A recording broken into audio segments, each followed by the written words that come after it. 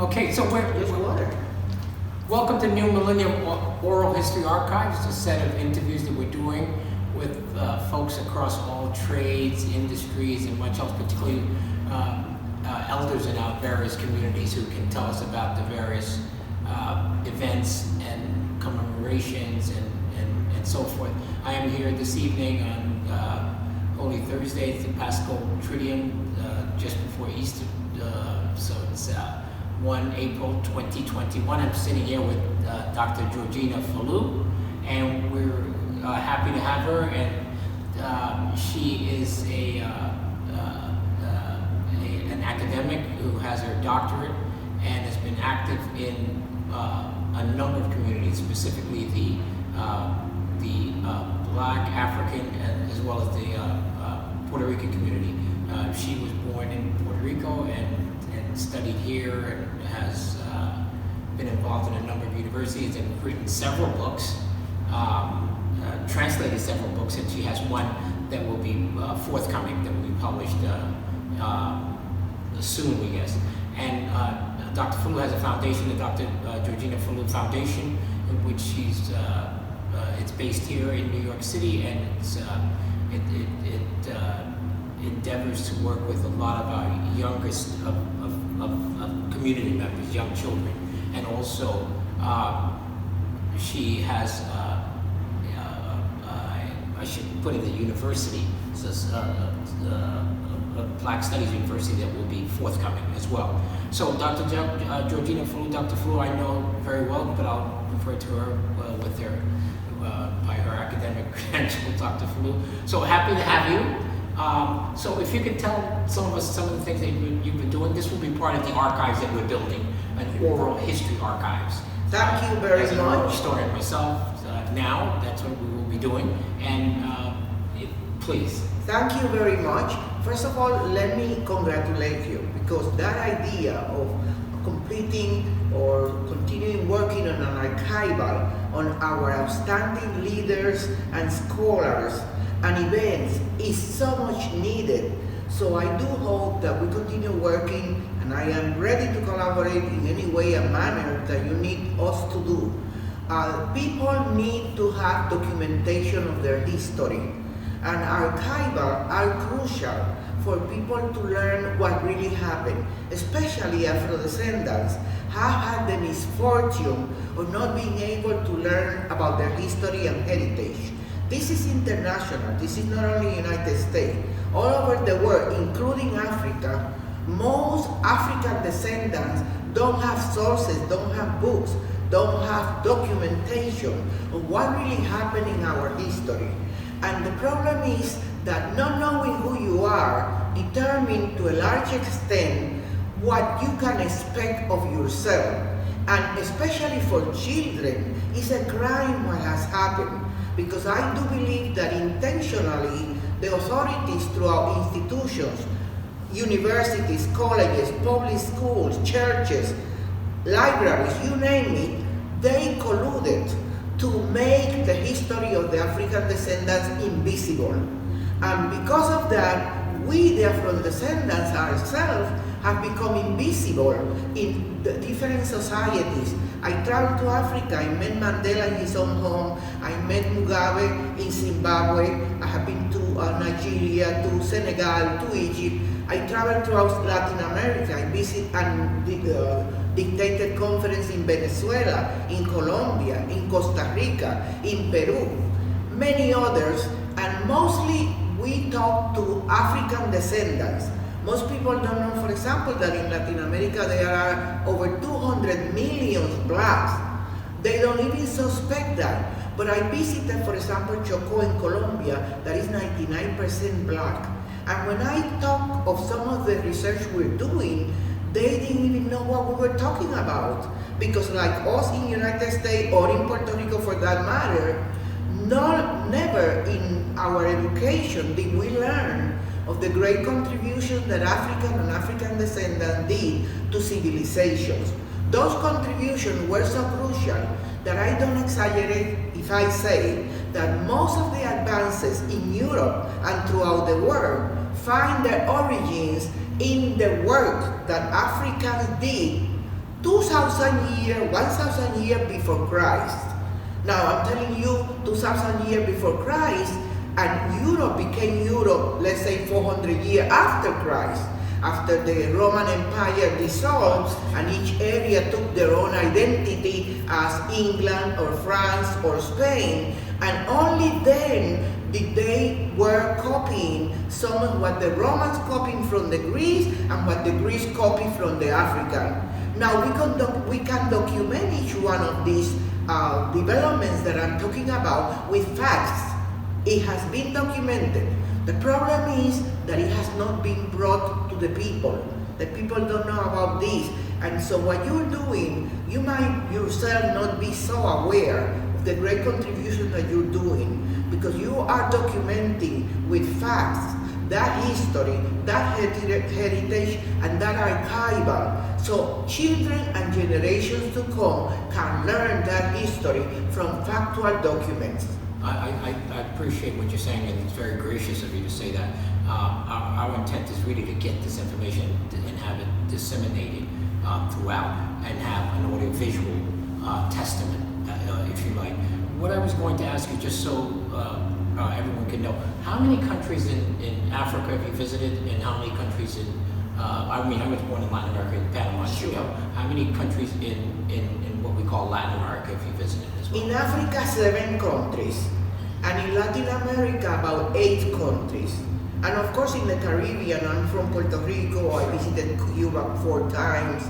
I visited Trinidad and participated in one of the conferences in Trinidad celebrating their heritage, their black heritage, and of course Jamaica, and of course Dominican Republic, and Martinique, and some of the French, Grenada also, some of the French colonies of European. But in each one of those areas of the world, the history is consistent. People, the African descendants, don't know their own history. So what you're doing should be replicated, must be replicated in each one of these areas of the world. So I hope that you are setting a model so that it could be followed by different people in different areas. And this is not far from what's happening in truth. For example, when I visited Colombia, Colombia is one of the countries in Latin America that approved a law that doesn't exist in no other place, including Africa. That law required that from first grade all the way to universities, people, all people, not only the blacks, European descendants, to learn about the Afro-Colombian. That's a law 90. And there are other countries like Costa Rica that are studying to be able to replicate that. In the United States, you don't find a single state that has that as a law, meaning requiring that school include in their curriculum the history and heritage of African descendants. We should be able to reach that moment where that is a law, and that's where the material that you're developing will become crucial. Because one of the problems that people face in Colombia was they approved the curriculum and they approved the law, but there was not enough material prepared to be included in curriculum so that they could be taught. So now we have a curriculum now from primary school through secondary and even tertiary university level in Colombia. That's right. And you also have that in Costa Rica. Costa Rica was starting. When I was there, they had a commission at the level of the legislature studying the possibilities of presenting the law. So it wasn't a law yet. Right. Now, I also just wanted everyone to know that you work with Egyptologists such as Dr. Ben and with Dr. Clark and many others. Do you see the late great Dr. Carlos Cook, we called him Dr. Carlos Cook, who was Afro-Dominican, born in the Dominican Republic, and was a disciple of Marcus Garvey. Do you see, well, we also know that there's now a book, a monograph that was published by a young Dominican, he was a PhD student then and now has his doctorate. But he wrote the only book that we have on Carlos Cook. And most Dominicans don't know about Dr. Carlos Cook, is that correct? Did you ever meet Carlos Cook by any chance? No, I didn't meet Carlos Cook. I read a lot about him because, He of died in course, in my 1967. relationship with Dr. Bernard people, the contribution of Carlos Cook were paramount, were very appreciated. But I came to United States, mainland United States, after he had died. Oh, so you came after 67. He died in 67. Yes. And most people don't know of Carlos Most Cook. people don't know, but it's part of the same problem, that we haven't had the resources, neither the intention, neither the support of institutionals to promote publication of material that speak to us about our heroes. Publishing a book takes a lot of money. I know we have published like 6 books in total. These 3 were translations, but I have written myself 4 books. And publish them also. It's very costly. It needs skills that are not that available in our people, because we need people with the skills and who believe in that history. Yeah. So one of the problems of implementing curriculum, for example, right now, even though it's not required, is that you don't have teachers trained to teach that material. And not only you don't have teachers trained, you don't have people who believe that material tells us the real story. Would you say that, well, you have so many Black Studies department now throughout the country. Would you say that you're saying that some of them a lot of them are still inadequate? Well, not only that, is that there has been a war against the Black Studies program. Actually, what has happened in the last 10, 15 years is a decline in the development and progress of those Black Studies department throughout the United States. For example, I was a professor at the Black Studies at City College. What happened there? It was demoted from the status of department to a unit. What does that mean? Very important. The unit cannot have faculty members officially registered in that unit. What is the repercussion of that? You have to have teachers that are registered in other departments. Who they're going to have their loyalty, their work so to you the have to other take them from the department. history department or other That's right. But those are the departments who are going to give them, for example, a tenure. So they have to write what those departments are looking for to be tenure at history or tenure at sociology, not at Black Studies. So the Black Studies is not the priority. This I saw it alive, right, in my own experience. Right. You translated a total of how many books into In Spanish? total, 13? 6 books. I thought you also did 13 Dr. Ben's. Dr. Ben, we translated 3 books of Dr. Ben. Black Man of the Nile, Origins of African Religion are the basis of the European religions, and African Modern Western Civilization. I translated Stolen Legacy from James, and I translated 2 others from other people less well known, but we're still doing it because we want to translate to Spanish the books of scholars throughout the African diaspora. That means, for example, Frank Fanon. That means a wonderful book that how Europe underdeveloped Africa. Sheikh Anta Diop is African, must be translated. And also the book how Europe underdeveloped Africa, Right. the great Trinidadian scholar. Right.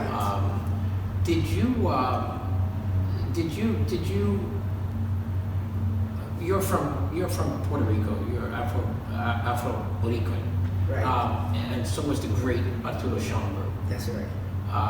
who was Which one of most Puerto Ricans don't know, Which is amazing. that he was an outstanding scholar that is internationally recognized, that started the first research center larger than any place in the whole world, including Africa. And it's still, of course, it exists today. It's called the Schomburg Library, and it's in Harlem, the village of Harlem, on 135th Street in Lenox. Right. That was named after he died. Right. Years after he died. Yes. It was just a Right. library. But now he it's a did big the great work cultural- of collecting. Extraordinary work, yeah. Right. He was born in the century before the last one which was in the Yes. around the 1880s or so. That's He was right. born. Actually, he attended the intermediate school in Puerto Rico. I attended that Is too, that right? which is Padre Rufo School, and that was the same school that Dr. Ben Jocanam attended. Right. Because Dr. Ben was actually born in Puerto Rico. Well, no, he was born in Ethiopia, Africa, but at 5 years old, then the mother and the father went to Puerto Rico because The mother was Puerto Rican. The mother was Puerto Yes, Rican. the father was Ethiopian. The father was Ethiopian, and Ethiopia, Haile Selassie took over Ethiopia, and the father was one of the ambassadors, and he felt threatened by the new group, and the mother says, let's go to my country, which is Puerto Rico. So Dr. Ben arrived in Puerto Rico about 5 years old, but then lived all the way to 24 years old. So he was raised in Puerto Rico. Did he speak Spanish? Of course, he spoke Spanish. He studied in Puerto Rico up to high school. Actually, up to college, because when he finished high school, the father wanted him to study in Mayagüez, which is a very highly reputed engineering school in Puerto Rico. He went there and he didn't stay. As a rebel that he was always, he returned back to San Juan. And then at that time, people could become lawyers without studying law. Right, they So just he took was a oral certified test. as a lawyer He was. and practiced. Dr. Ben. Yes. Because you told me some things about Dr. Ben. He never finished college. Yes, no, he did. He Yeah. did. I mean, even But though he people think he practiced has law three because that doctorates. was allowed, and you could get a permit and a license. And actually, it was a case that he took the opposite part to his own father, who was a lawyer, and So he he became won the case. un abogado. Abogado. He really was. So even up to that time in the 40s, there wasn't a law school there. Well, there were law school, but the law allowed people to apply for permits and license and practice law without having required the study of law. Okay, so then, but he won that case against his own father, and that was the reason that he left Puerto Rico and came to the United States. Oh my goodness, that's This is new. Nobody know that. It's in a book that I'm writing about him, but this is So the he- first so time he- I'm saying it publicly. okay. So there we have a scoop, a very interesting scoop. But happy to help deliver that scoop. But so Dr. Ben was in Puerto Rico from 5 years old to 24 years That's old. correct. So that's 19 years. Yes, but it's the crucial 19 years in the life of an individual. From 5 years old, when Yeah, the child is still formative being years. formed, all the way through the schooling and high school, and then the beginning, supposed to go to college and professional work. However, they were living in a part of Puerto Rico that had a direct connection with San Croix. And that's why many people believe that he was from San Croix, because he was a Jewish, and a black Jewish to that effect. And the father Was would the go father very also often, black Jew? mostly to San Croix, because they were the temples of the Jews, to go to the church there. Sure. And so Was his father Ethiopian Orthodox? I don't know he was Orthodox. I know he was Ethiopian and was a practice person of the Jewish religion. You mean his father? Yes. Right, so his father was part of what you would veil. But you know, from the Jews there are Orthodox and there are non-Orthodox. But I mean, just but yeah, he was part of the Ethiopian Jewry.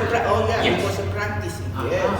Oh yes. Uh-huh. He will take Dr. Ben to the temple and practice, and Dr. Ben considered himself. Absolutely. Yeah. Right up until the time he That's died. right. How many brothers and sisters did he have? He has one sister that I met. I don't know if he has any brother, because I never met any brother, but I met his sister. Yes. Dr. Ben is, for those who may not know, is a great African scholar who was self-taught. He wrote 13 books. 13 books are written by him.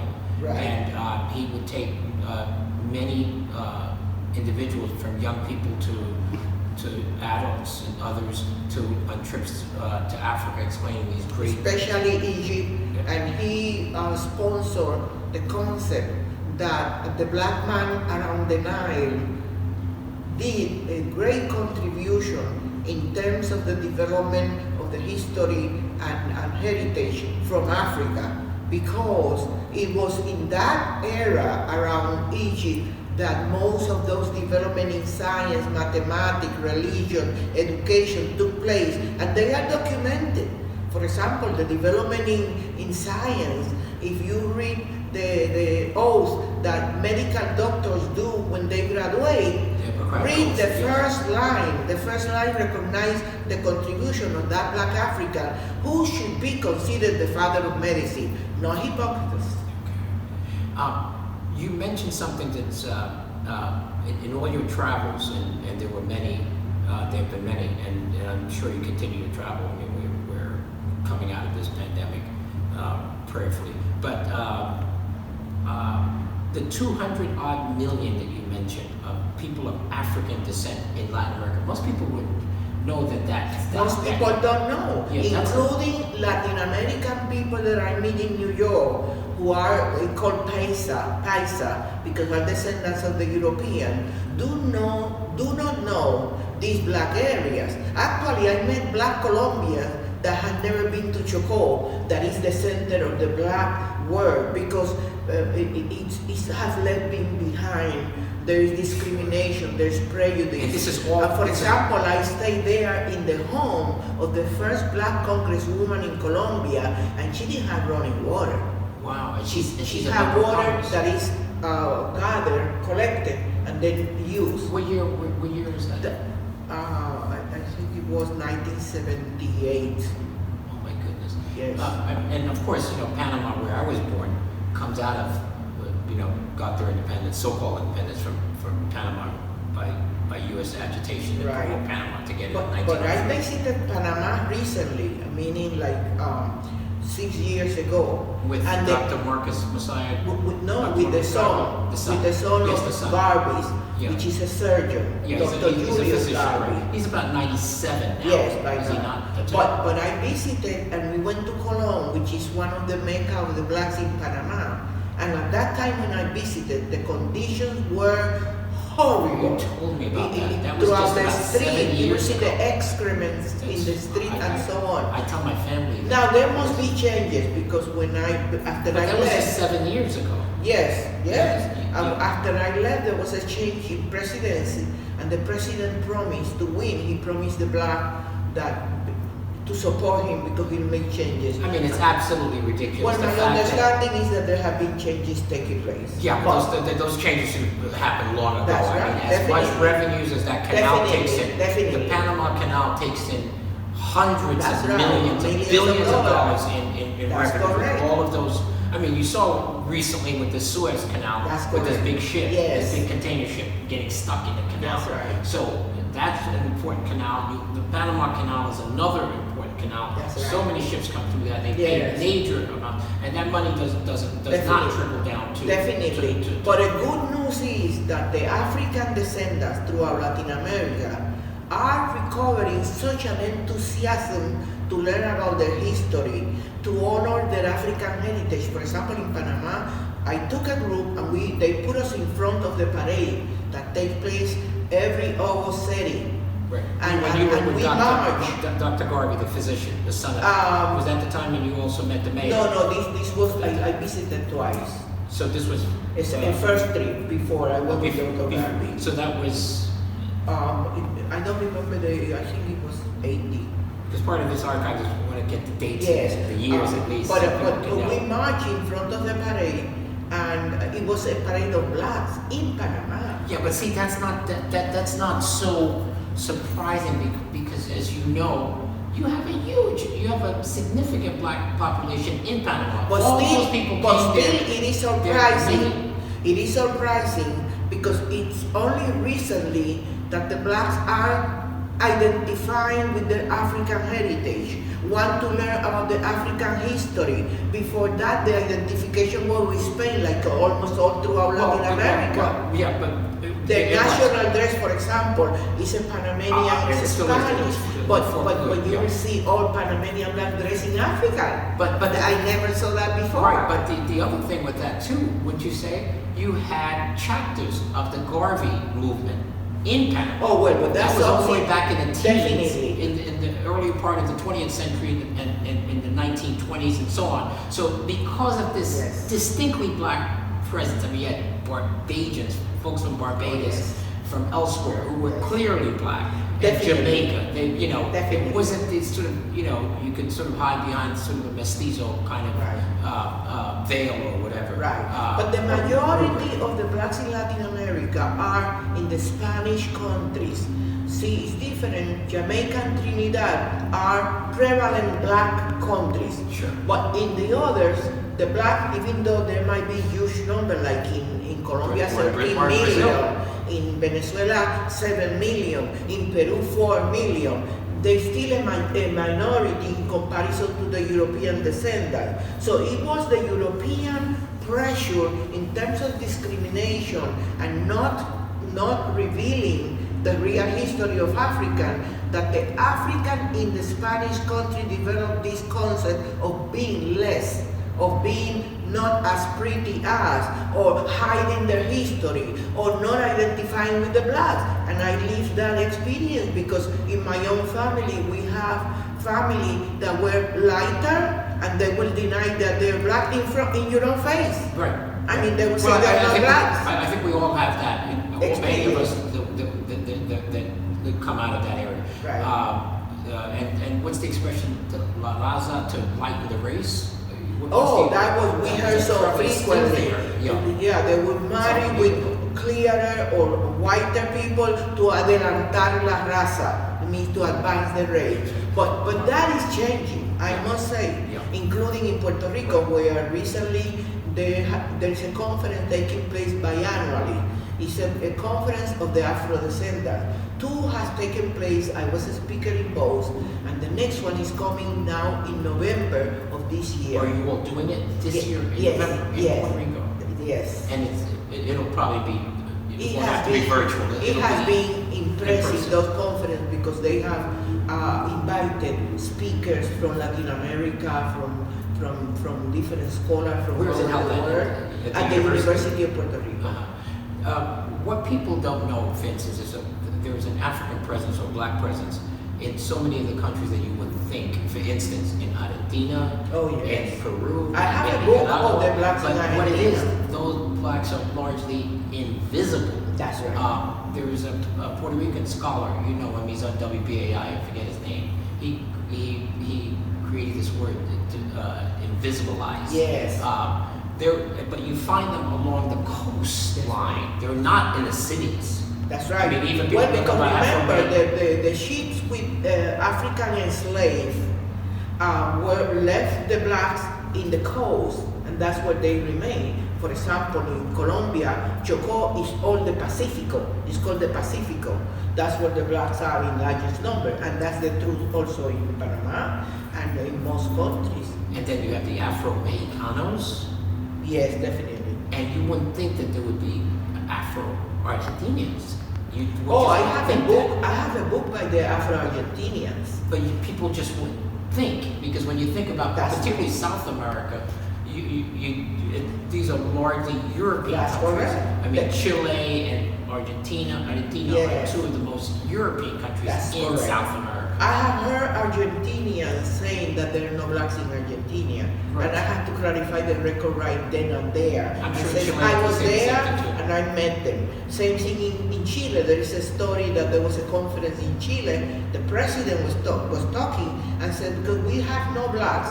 And this was a conference for Afro-descendants, and 2 or 3 stand up and went and brought black Chileans right there to this conference. Here they are. You do have black Chileans. Wow. It's amazing to think of Chile and that, you know, that would be said of it. But by the president, there's an absence of black or African descendants there.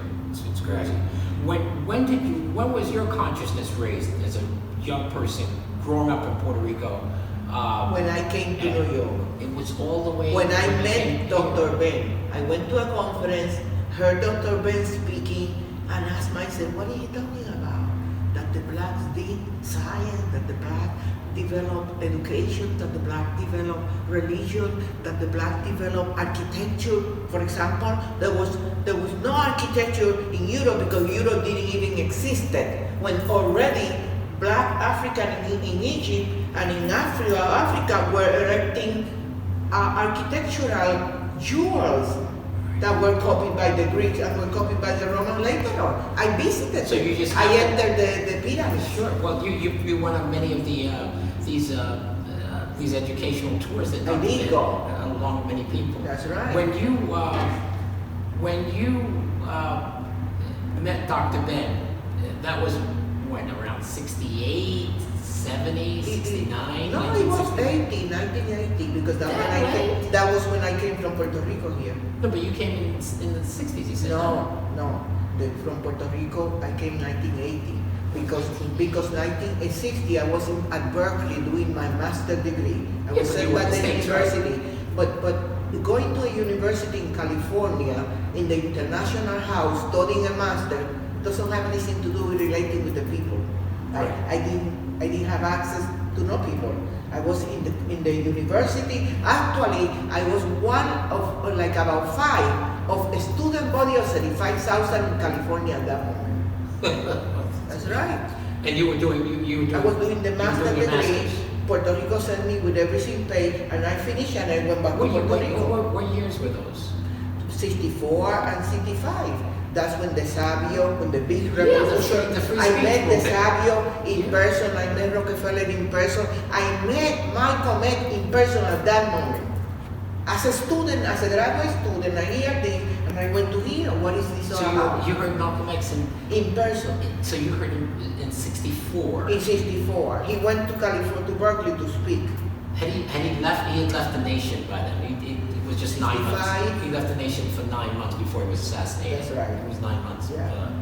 What year was he assassinated? He was assassinated in 65, February 21, 65, 1965. Really? Yeah. Must have been a year before. Yeah.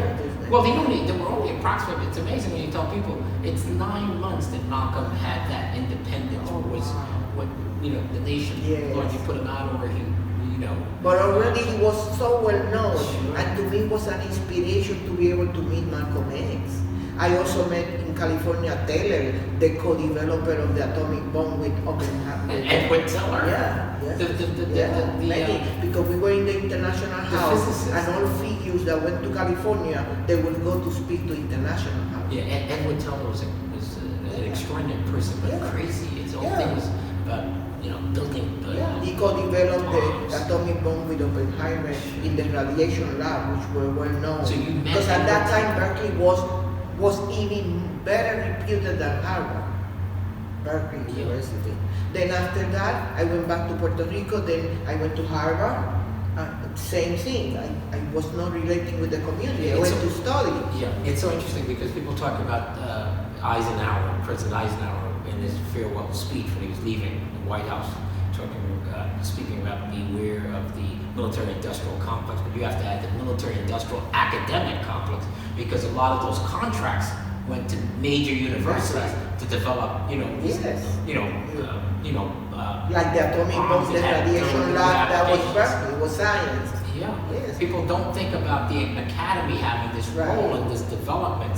Even today, so many contracts are in a lot of major universities. So after 79, I finished at Harvard, went back to Puerto Rico, became the first woman dean of the business school At the university. at the university, a faculty with 175 faculty members and 3,500 students. So you were the dean. Not only were you the first the female, you were first the first woman, black. the first female dean of that Well, business you school, also but the- usually it's mostly men.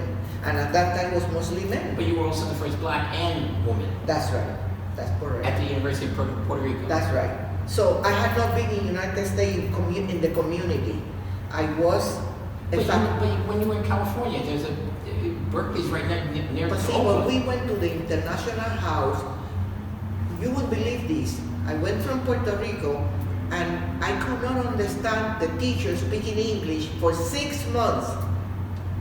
Spanish, we speak Spanish in Puerto Rico, everything was in Spanish. I went to graduate work to do the master and I was in the classroom, I didn't understand what the teachers were saying. How were you able to? Well, for every assignment, they were assigned one book, I read 5 books. and I found myself, the teacher reading to the class how they should have answered, reading my test. That was quite an experience. Wow. And of course, after 6 months, suddenly one day I understood what they were saying. Because it's a matter of religion. Yeah, absolutely, absolutely. So that. Did any other members of your family come to the States? No, because this is Berkeley. I was in California. What we always joke about, all of us from Latin America, Andrew, he's from Brazil, all of us had to become citizens. The only people that don't have to take out their citizenship are Puerto Rico is part of the United States. That's right. So you had automatic citizenship. Yes.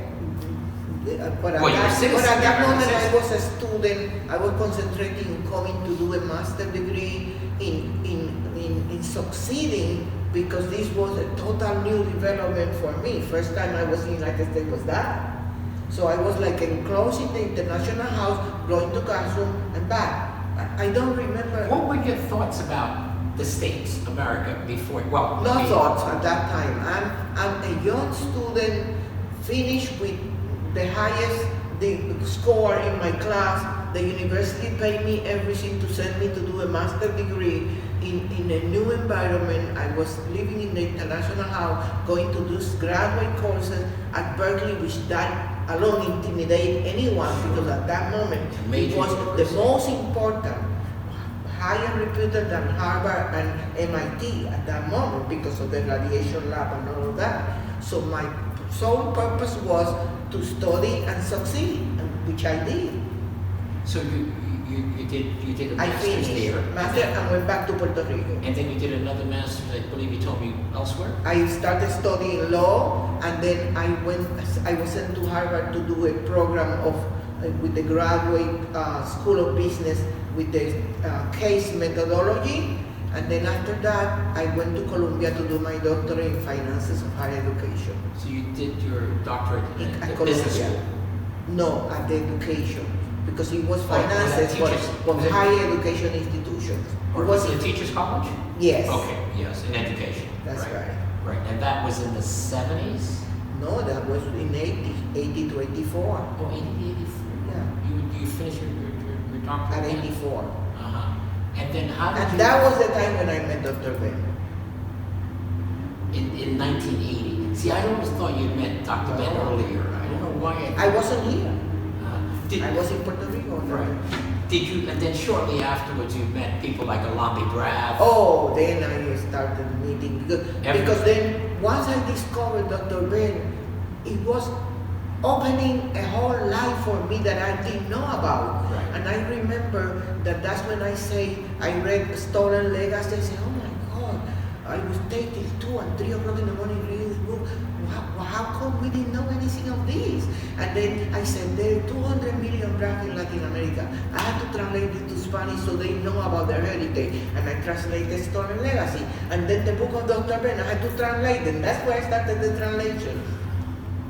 So that over the, more than 1 million blacks throughout, if we start counting all the blacks throughout the different areas outside of Africa, so that they can read and learn about their history. This morning, this afternoon, when I called you, we were talking, you were mentioning about this role of economics, people call it powernomics, and you were talking about the book, the 800-page book. Blueprint for Black Empowerment. By Amos Wilson. By Amos Wilson. But the revelation, I just finished reading it, it's 800 pages. But the revelation to me is that that's what I have been preaching. Because see, I happen to be in a very unique situation, which is, I was dean of a business school, I have an MBA in accounting, and a doctorate in finances of nonprofit. Then I discovered the whole history and heritage of the real contribution of Africa to civilization. So I have these two perspectives, and it was reasonable to me to say, you cannot empower yourself unless you attack the economic empowerment. And that's what I have been preaching. And as you know, I founded a foundation. We have helped create 48 corporations in non-profit by community people. So I'm all reading the this. 48 foundations. Well, and not nonprofits that you foundation only. created. It's all type of, some foundation, some non-profit with other name, to do all kind of things. Every group determine what they want to do. It's 48 corporation non-profit. Foundation of those are only like 4. Because the people organize non-profit. But the point is, it's a corporation to empower the community. Because it's the first time that these people become president of their own corporation. And then we train them in how to write grants, how to write proposals, how to get the funding. But the point is that it's now that I'm reading this book by Amos Wilson, Empowering the Blacks, and of the 800 pages, 600 are on economic. And I'm reading the conclusion, and the conclusion says, you cannot talk of empowerment of any sort unless you attack the economic empowerment. The people has to take over and learn how to be powerful in the economic spheres if they want to be powerful at all in any other field. What do you think is the impediment? Is it just lack of self-confidence? What is it that ails so many of these communities? And you know the black and brown world from here as well as throughout the black diaspora. It was 400 years between blacks being enslaved and brought from Africa and being hammered in their ears, in their brain, in their spirit, in their whole entity, that they were nothing, that they were nobody, that they could not do anything except serving the European descendants. It's no surprise to me that after 400 years, we're still fighting to stop some of the Europeans from killing some of the African descendants. We're seeing it right now on television, blacks being killed. We're seeing it now throughout the different states. 43 states has enacted bills to prevent and delay the voting by black people.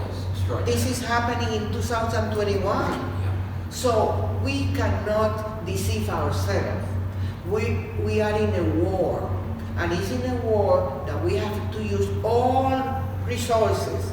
And actually that's what one of the things that Amos Wilson says.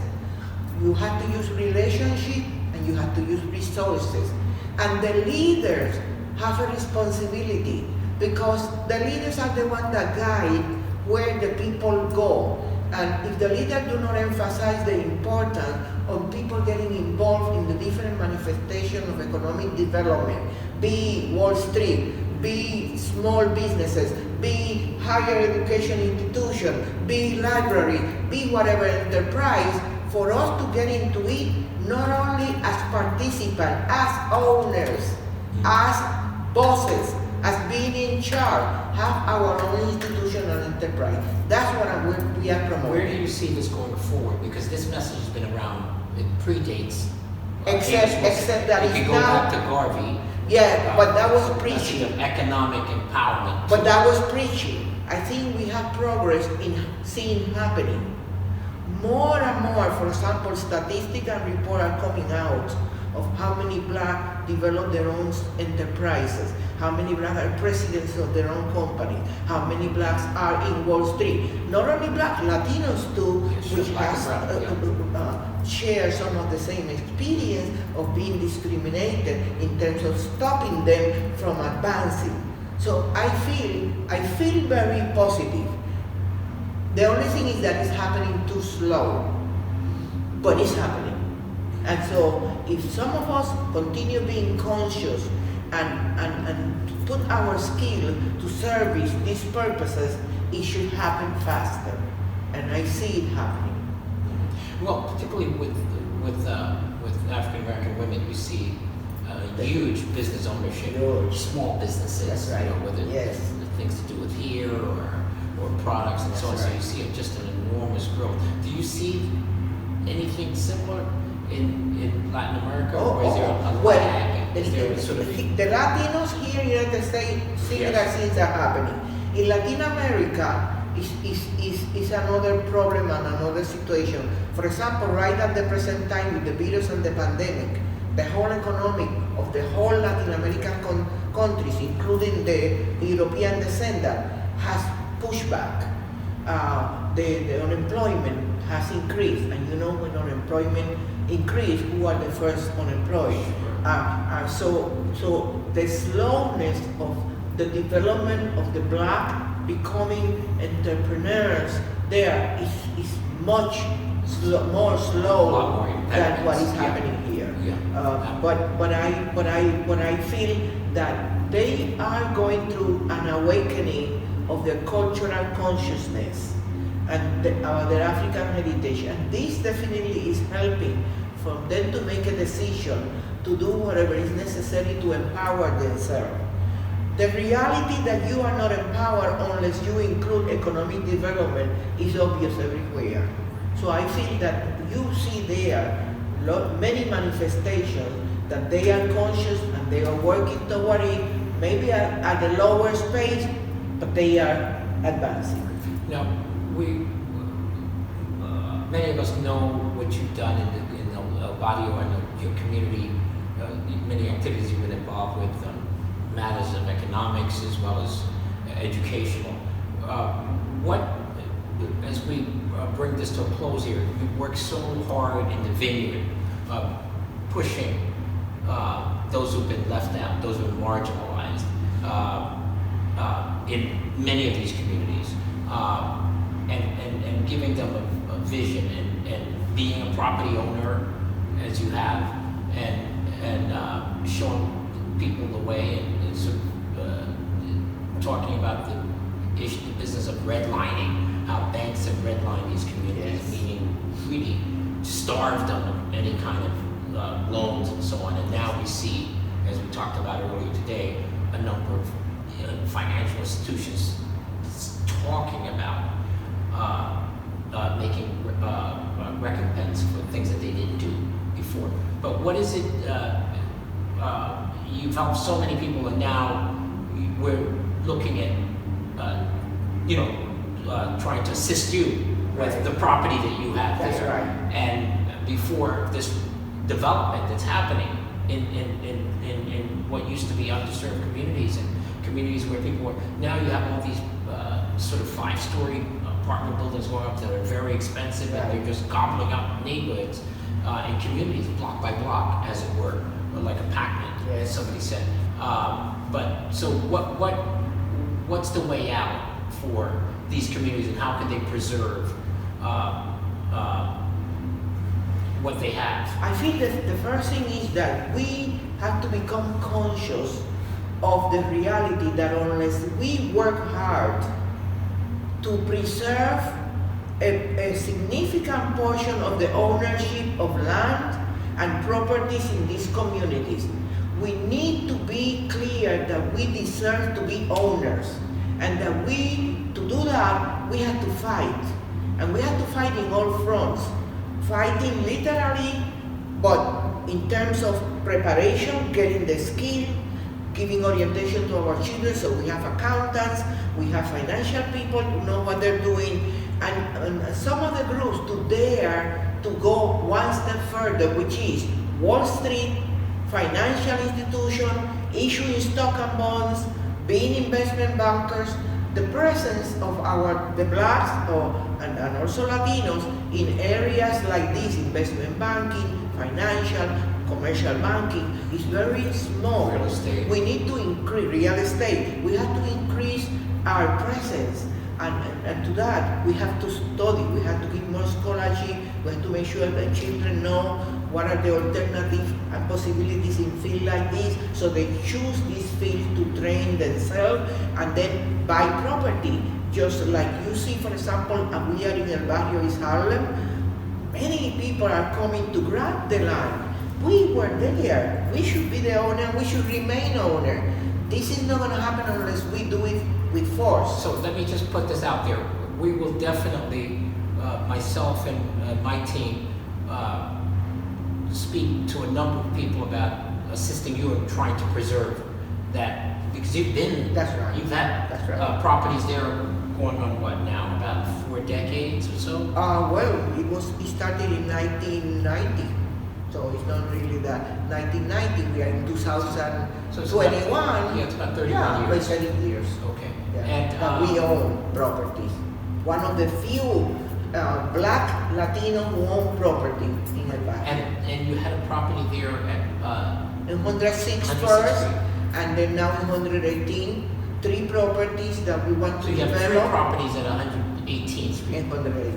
Uh-huh. That we want to develop to raise 8-floor or 12-floor buildings, develop a university that is we call Africana That's right. Diaspora Yeah. Studies, Good. but then also a condominium space at the top for a term that I have invented that I call real estate endowment. Most universities live from endowment, mostly of stock and bonds. But I am developing an endowment of real estate. That means income coming from the real estate which help operate the university. Now, you also have the nursery school. We have nursery, we have early childhood for 30 years. We have program. It has been temporarily not open because of the pandemic and the virus. So the idea is training and education from first level all the way to university. But the concept important in the university will be the first university of its kind in the United States, because you don't have university concentrating in the Africana diaspora topics. You have So you will have university exclusively. Exactly. But But one of the diasporic studies. But a portion of the program will be in entrepreneurship, manufacturing entrepreneurship. The economic ingredient is Very there. interesting. There's been nothing to combine that. That's right. So it will be. Will one get a master's degree Master or a degree. certificate? Master degree. A master's Master degree degree. in diasporic studies with With also the possibility. entrepreneurship, That's study right. of entrepreneurship. That's right. Uh-huh. And the idea is, that's why I'm so excited with your initiative, because the idea was to develop a legacy unit within the university, so that there's so much material that is being lost, that we haven't had the resources to preserve that material, because preserving the material is expensive. Right now, this is very important as we come to a close here. This preservation of you're speaking specifically of the works of many of the Exactly. Many of our scholars, I know myself personally people that has over 300 books in their home, that wrote and that has the draft of books that has not been published. This material need to be preserved, digitalized, Right. because if we don't digitalize, it get lost. Exactly. In fact, you took. I was one of there were 2 other individuals. You took us to the Dominican study. That's right. At that point, it was relatively Yes. newly formed. Yes. Dominican Studies Department Right. at City College. That's right. And you had then he was an interim director. He walked us through how he was preserving That's right. materials What and how to computers, digitize what it. material. For example, in my life, I have like 20 videotapes of different stages of my life. The videotape get damaged unless we digitalize them. And to digitalize them is very expensive. Put it in disk, put it then also in internet so people can access it from wherever they are, including Africa, including Latin America. Well, as I've told you before, there are a number of people with deep pockets out there that should be able to underwrite this. We need that What we need to do- urgent, because some of this material, for example, I saw the bags of material of Dr. Ben. I saw also some of the bags of the material of Dr. Dr. Clark. Clark.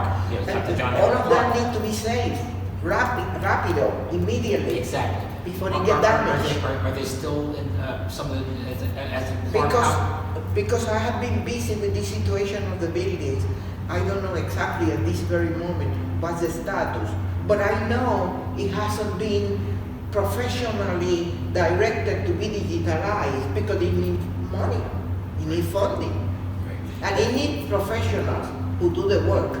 Let me just turn to our cameraman Andrew, who's been doing an able job here. How long have we been so far? Almost an hour. Almost an hour. Okay. So I just want to have because this is really a moment for Dr. Georgina Falu, who's done such tremendous work, and I've worked with her on several things, projects and raising funds and so on. What is it that you need? How much is it that you I need exactly the tell us the minimum. immediate, I know you're looking for an immediate amount that's needed like yesterday, and then what is the plan, what would be needed to let's say, to archive, Yeah, to the immediate digitize? amount is 1.4 million. That's to free us from a foreclosure that is going to eliminate 1 or 2 buildings of the 3 properties that we control where we want to develop this university. That's immediate. In 1 month we need that money.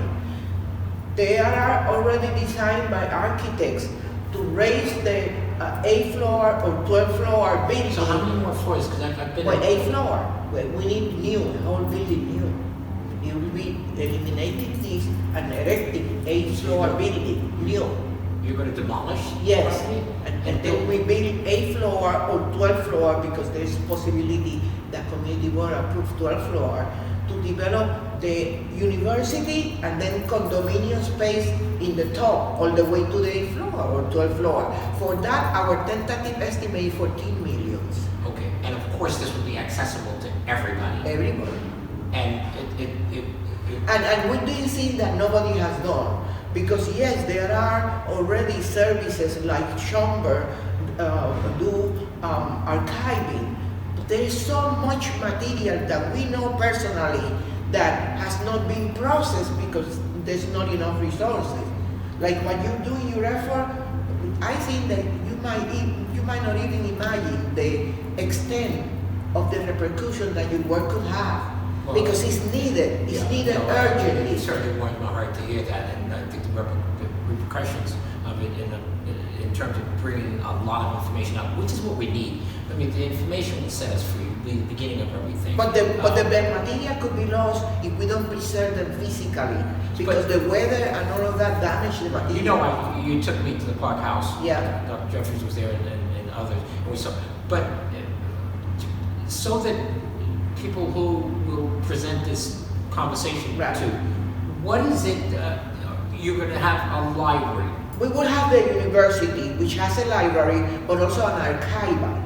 But an archival not just accessorizing, a very complete and developed archival, where we tackle immediately, pulling together That will the be books focused on and the diasporic material. studies of Diasporic African and people who are United States African Of course. descendants who has produced books, material, digitalize all that material fast.